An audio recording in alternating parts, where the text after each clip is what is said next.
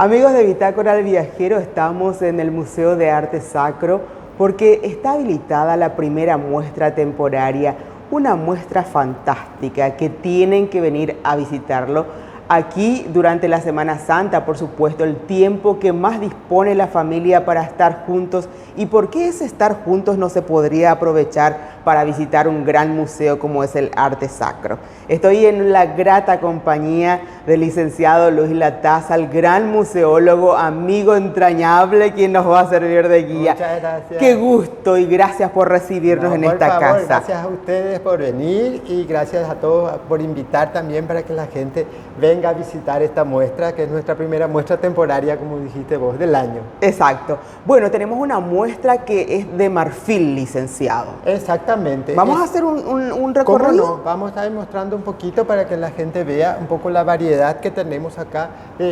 Tenemos 30 obras que vienen de todo el mundo. Y es arte sacro cristiano, focalizado también, o en homenaje a la Semana Santa, también la figura, que es una colección magnífica que hay de crucificados europeos, pero también quisimos abrirla y hacerla un poco más ecuménica. Y también vamos a ver obras hinduistas y vamos a ver obras también budistas. Y vamos a analizar un poco la iconografía. Exacto. Recuerden que nuestro museo es un museo iconográfico, que interpreta más que nada la imagen, porque con la premisa de que no se puede valorar tampoco aquello que no se entiende. Totalmente. Entonces, eso es lo que hacemos aquí en esta muestra temporaria. Hermoso, realmente. Invitadísimo. Vamos a hacer ese recorrido de manera que podamos entender y aprender también de este gran museo. Bueno, primero de todo hay que aclarar también que es el marfil. El marfil básicamente son colmillos de elefante, algo que hoy realmente ya no se usa, ¿verdad? No se usa. Desde la convención del 1976 está prohibido no solamente el tráfico de marfil, sino también la producción de obras en marfil para la protección justamente de las especies animales. Pero todo lo que van a ver acá es anterior a esa época. Son marfiles ya históricos que corresponden, algunos incluso hasta el Renacimiento, y llegan hasta el periodo del siglo XIX. No agarran el siglo XX, que es la época de la prohibición. Entonces también la Fundación quiere proteger las especies animales y hace énfasis en eso, en el estímulo de usar realmente ahora los materiales sintéticos disponibles y no utilizar más y no fomentar tampoco la cacería y la matanza de los elefantes. Pero hablamos de información histórica y obras históricas. Entonces tenemos que pensar que el marfil, tanto en Oriente como en Occidente, hablamos de especies animales, que son los colmillos de elefante fundamentalmente, pero también cuando escaseaban ya desde la antigüedad, se utilizaban a veces morsa, que también tiene unos lindos colmillos gigantes, ¿verdad? Y también incluso hipopótamos, porque ese tema del marfil era un material precioso y muy dúctil, muy trabajable y muy perdurable. De alguna manera ese material se utilizó desde la prehistoria. Hay tallas en marfil de colmillos de mamut, para que vean que nos acompañó en toda la historia. De alguna manera es un material también que fue adquiriendo esas características sacras, es lo que vamos a ver, porque esto está fundamentalmente, y así como es el título de nuestra exposición, marfiles sagrados, marfiles que fueron soporte de una expresión artística de contenido sacro. Entonces eso es lo que tenemos que contemplar aquí, que son marfiles históricos, ¿okay? Ya de alguna manera corresponden a un periodo anterior a 1976, que es la época de la prohibición. Aquí vamos a ver exposición obras tanto de Oriente como de Occidente. Oriente y Occidente. Y para hacer un contrapunto también, y para hacer también una exposición ecuménica, que contemple también la variedad artística y la variedad también un poco de las creencias a nivel del mundo, y porque la colección también proviene de obras a veces que son de la India, con esta iconografía hinduista, pero también de todo, especialmente China, todo el Oriente, que es básicamente mezcla de budismo con taoísmo. Entonces vamos a ver e identificar también un poco eso y aprender un poco más también. Aprender mucho, licenciado, porque los detalles de cada figura, magnífica, una belleza única, que uno se pone en el lugar del artista que lo talló ¿Cuánto tiempo debió de haberle llevado y más aún teniendo en cuenta esa época que usted menciona, los materiales y las herramientas con las que tuvo que trabajar? Horas y horas de trabajo, y aparte el marfil es un material muy, digamos, dúctil para este tipo de representación. Justamente en esta vitrina lo que queremos focalizar es la capacidad técnica también de estos artistas que han elaborado sus obras en marfil. Y por eso en esta misma vitrina tenemos elementos justamente cristianismo, tenemos también elementos que tienen que ver fusión del taoísmo con el budismo, para ver más que nada la técnica. Luego la explicación va en el aspecto, digamos, de que está el marfil unificando un poco Oriente y Occidente, que es lo que quisimos mostrar acá en esta primera época, también primera vitrina, y que contempla un poco la variedad de lo que luego van a ver en la exposición propiamente dicha. Aquí tenemos la figura de, ¿qué sería? San Pedro. De San Pedro. San Pedro con las llaves, y siempre que el santo tiene un libro, quiere decir que es un santo que ha escrito algo para la doctrina cristiana. En este caso, recordar las cartas de San Pedro. Entonces, esta es una representación de San Pedro como papa, porque es muy típica del barroco también, que ya viene un poco desde la Edad Media.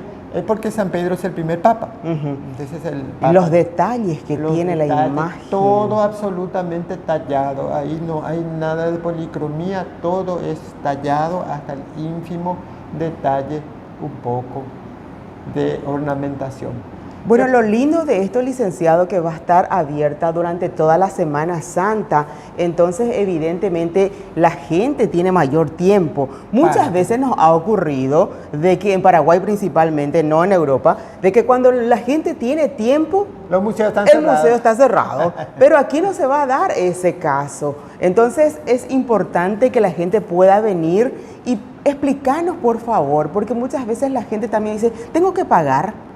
Claro, aquí tenemos la modalidad 2x1, cuando se paga la entrada al museo, porque tenemos también la colección permanente de 97 obras hispano-guaraníes, automáticamente pueden visitar la exposición temporaria de los marfiles y ya no pagan más. Entonces la entrada es para todos igual, 25.000, pero habilita a las dos exposiciones. Los niños entran gratis como siempre, todo el año, porque hay que también incentivar ese gusto a las nuevas generaciones.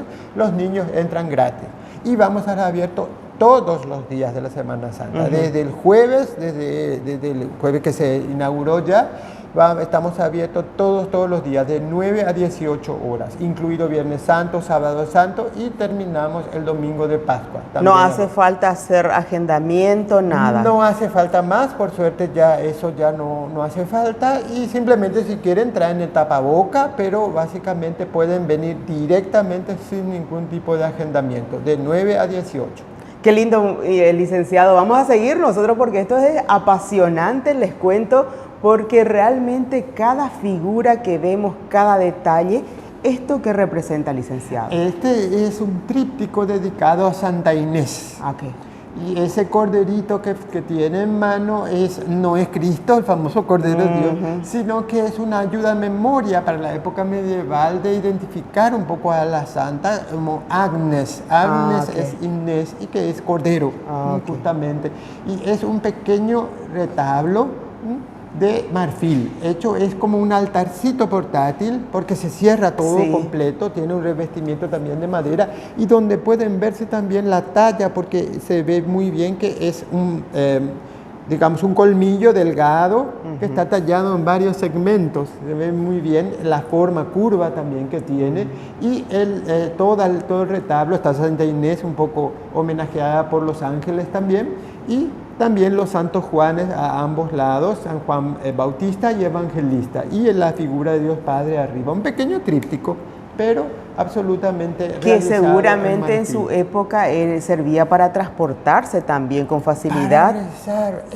Todo el arte sacro sirve básicamente para que uno se comunique con ese mundo espiritual y entonces básicamente es un elemento religioso, eso es lo que hay que entender también, no ver solamente las cuestiones estéticas, sino el uso que se daba. Y ya vamos a verlo justamente tanto en Oriente como en Occidente, esta idea de pequeños recursos de la imagen para la oración. Entonces son en realidad objetos que sirven para rezar, y que son pequeños retablitos, digamos, portátiles. Me imagino que cuando nos vamos de viaje siempre llevamos una crucecita, algo que también nos acompaña, una virgencita quizá que nos proteja. Entonces ese mismo concepto es el que hay que entender, que estas son figuras sacras que básicamente tenían por objetivo la oración o la meditación también.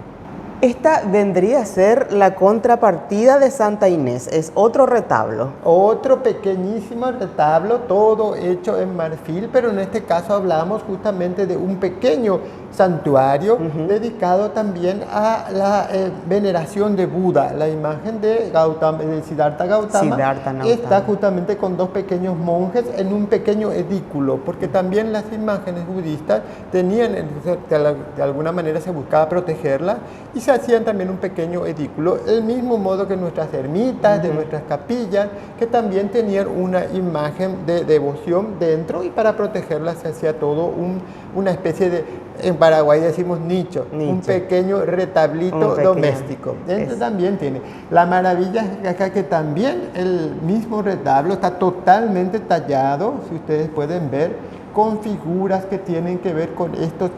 El budismo tiene toda una serie de historias alesionadoras, con moraleja, vamos a decir, que también están expresadas en torno y grabadas en el mismo retablo. ¿Esa puerta es móvil? Las puertas se abren y se cierran. Y es un pequeño receptáculo, digamos, un pequeño cajoncito. ¡Qué belleza! Pero todo está... obviamente esta es la representación de uno real. Con el mismo criterio también los trípticos de la época medieval eran enormes. Generalmente las figuras más pequeñas eran las que se realizaban también en marfil. El marfil se viene usando desde, como dijimos, desde la prehistoria, pero también tiene sus limitaciones. Por eso el marfil es un trozo, es un colmillo grande. Por eso en la primera vitrina van a ver bien una figura mucho más grande. Claro, y la forma que tiene el colmillo, que luego está varias posibilidades. O uno talla el colmillo directamente o secciona el colmillo, como vimos en el retablo de Santa Inés, y lo abre. Otra posibilidad es de tallar el marfil como un pedazo, como si fuera madera. Entonces ahí es donde se forma y se puede tallar un poco estas figurillas más pequeñas, pero siempre la limitación es el tamaño. Entonces después siempre un material muy precioso, porque es escaso, y de alguna manera permitía este tipo de obras muy preciosistas. No hablamos. Sin embargo, en Grecia se hacían enormes estatuas. Por ejemplo, piensen en la figura de culto en el templo de Zeus olímpico. Estaba hecha de marfil y oro. Dios. Es la famosa estatua crisoelefantina, porque se usaba en placas y se revestía toda la figura en marfil, con oro también. Pero esa técnica, vamos a ver que hay distintas formas también de trabajar el marfil. En este caso es Guanyin. Guanyin, ese es el nombre que es más fácil de recordar, y todo el mundo en Occidente piensa en Guanyin como una diosa, la diosa de la misericordia, dice. Pero en realidad no es una diosa, sino que en realidad es un Buda. Que un Buda es como una categoría, como decir santo. Existe Siddhartha, el primer Buda, pero también una serie de Budas anteriores y posteriores. Entonces también este es el Buda de la compasión, digamos. En distintos avatares, distintas representaciones, distintas reencarnaciones, se la representa también como si fuera con rasgos femeninos.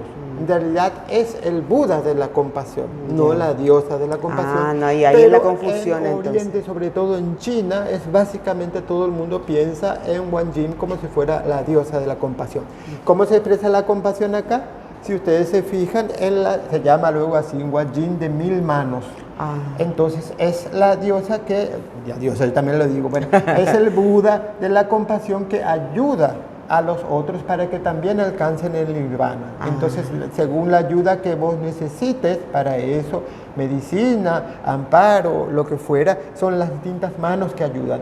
Esas son figuras simbólicas, no quiere decir que realmente tenga 1000 manos, sino que son 1000 representan. Es como que se multiplica para la para ayuda. poder, claro. Es un poco la misma idea. Y es una contrapartida también, esa función un poco de ayuda. En Occidente tenemos la figura de María. María que nos ayuda también un poco a seguir el camino de Jesús y llegar hacia el Padre. Hablando de María, entramos donde Entramos justamente haciendo ese contrapicado con las figuras maravillosas de María que tenemos. Que después de Guan Yun pasamos también a las figuras de María que representan finalmente también tallas de origen filipino, muy importante para la historia colonial de nuestra América, y también los más representados.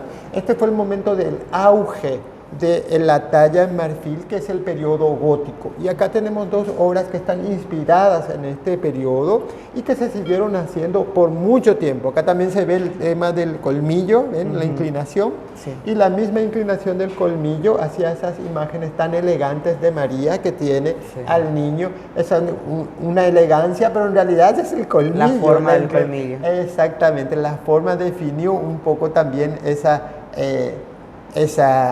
forma misma y tan elegante de María de llevar al niño. Entonces son de inspiración gótica, y del otro lado tenemos a María del Renacimiento y María barroca también.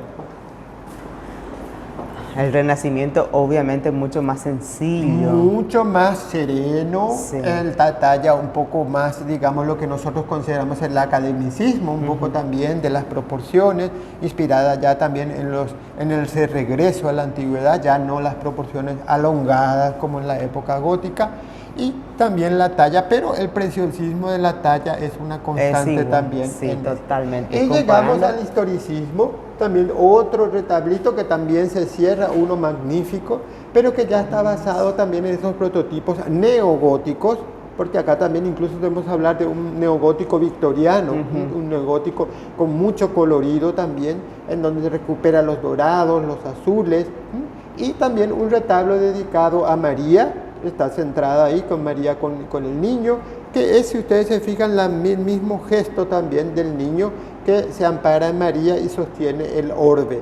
Pero en este caso varias también representaciones que tienen que ver con la infancia de Cristo, desde la Anunciación, también la visita del nacimiento, la visita de los pastores, la visita de los reyes y la huida a Egipto, están representados en torno a esta imagen también, como un pequeño edículo gótico. Sí. Pero ya estamos hablando, toda la colección llega hasta el siglo XIX. Y vemos también una característica de esta obra, la pintura interna que está con los colores azules, Sí, medio verdoso. El marfil históricamente se podía pintar. Siempre se pintó, siempre se doró. Mucho oro también para hacer desde el momento de ese recuerdo griego de las crisoelefantinas, también se mezclaba mucho el marfil con el oro. Y no solamente tallas, porque acá tenemos tallas, por ejemplo, marfiles sagrados, tallas que tienen que ver con la religión, pero el marfil se utilizó en miles de objetos suntuarios y también de uso doméstico, desde peines hasta joyas. Entonces también el marfil siempre se doró y se pintó. Aquí lo que vemos es que muchas veces estas figuras tan antiguas han perdido también su policromía, y conservó el marfil, que es un medio bastante estable y bastante perdurable. Entonces eso es lo que se conservó. Pero muchas, como estamos hablando ya del periodo neogótico, entonces estamos hablando del siglo XIX, aquí tenemos todo, por supuesto, el colorido y el uso también de las joyas, de las piedras, como algo muy característico de esto. Estos eran artículos suntuarios, que muchas veces se ornamentaban libros completos y se les ponía piedras preciosas con la tapa de marfil, el oro. Eso era un poco un recurso muy, muy utilizado también. No solamente por la Semana Santa, sino también por la misma colección, que es la parte más importante, porque acá tenemos una magnífica colección de Cristos crucificados que van desde el periodo tardo medieval hasta el periodo barroco. Entonces estamos hablando de Cristos que abarcan el Renacimiento y llegan en 600, 700, y Lo que podemos, muy interesante que en la colección de Nicolás Darío Latourreau, es que se puede hacer también una comparación y verse muy claramente el cambio que también y las alternancias que existen también en esa expresión del Cristo. El tardeo medieval, que es muy expresivo, incluso hasta con facciones deformadas que van, digamos, para lograr esa expresividad gótica, se va suavizando también en el Renacimiento. Cuando el Renacimiento, lo mismo que vos hablaste, estas proporciones más serenas, en donde el Cristo también, aunque esté en agonía, expresa esa serenidad. Y luego vamos hasta la gestualidad barroca, porque luego también toda la historia del arte es alternante. Periodos que son muy expresivos, luego se sereniza un poco, se serena un poco. Los Cristos que están en agonía tienen la boca abierta, semiabierta, y se ven los dientecitos, todos los detallecitos de las vestimentas, del pelo, del cabello, todo eso es realmente muy propio de la talla en marfil. También por eso son espectaculares ejemplos y característicos también de eso. Pero al tener estos 6 Cristos, también falta uno, ahora voy a traer, ¿qué tal? Podemos ver en la serie, es muy interesante porque podemos ver la alternancia expresiva. Exacto. Al tener una colección así, digamos, que abarca un periodo o varios periodos, se pueden hacer este tipo de comparaciones muy características también de cómo va cambiando y por qué va cambiando. Recordemos que la figura de Cristo crucificado es, digamos, la imagen más característica del arte sacro cristiano. La figura de Cristo es la figura central del cristianismo, por supuesto, pero de todos los momentos de la vida de Cristo, el sacrificio que estamos celebrando ahora en Semana Santa es el centro. Entonces, esa ofrenda de Cristo, ese fue el leitmotiv de todo el arte cristiano. Es el momento de que Cristo hace un poco la ofrenda máxima, que es su propia vida. Entonces, esa ofrenda en la cruz es el elemento más representado también en la historia del arte. Y bueno, y acá tenemos en estos ejemplos, nuevamente acá estamos hablando de figuras que corresponden muy probablemente incluso no solamente a la devoción privada. Estos recuerden que también se usaban en las iglesias porque antes teníamos Cristos mucho más presentes. Ahora en nuestras iglesias acostumbramos a tener un solo crucificado, pero históricamente habían crucificados sobre el altar, habían crucificados también en cada uno de los altares, y esos generalmente estaban sobre el ara mismo, y estos podrían ser siempre también de materiales preciosos, en este caso marfil.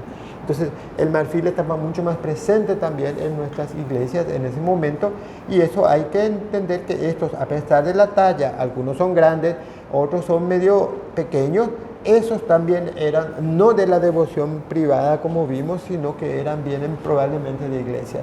Bueno, yo simplemente decirle en nombre de toda la audiencia de Bitácora del Viajero de Radio Ñandutí, gracias a nuestro querido Vichy, Darío Latourreau, por compartir esta colección privada, eso por sobre todas las destacar. cosas, porque imaginamos todo lo que fue, toda la historia que encierran estas piezas y tener el privilegio de poder compartirlo, de poder visualizar y por sobre todas las cosas, de aprender de cada una de ellas es lo máximo. Claro que sí, eso hay que resaltar siempre. La figura del coleccionista es fundamental para atesorar de alguna manera y salvar nuestra historia. Muchas veces todas estas obras se pierden porque no hay una persona que las compra, que las salva, que las cuida, que de alguna manera las restaura también. Y luego en un arranque de generosidad pone un museo, como en el caso como es nuestro. aquí. Y también, como el museo tiene este auditorio, permite también un poco ampliar y ver, porque todo esto forma parte de la colección privada.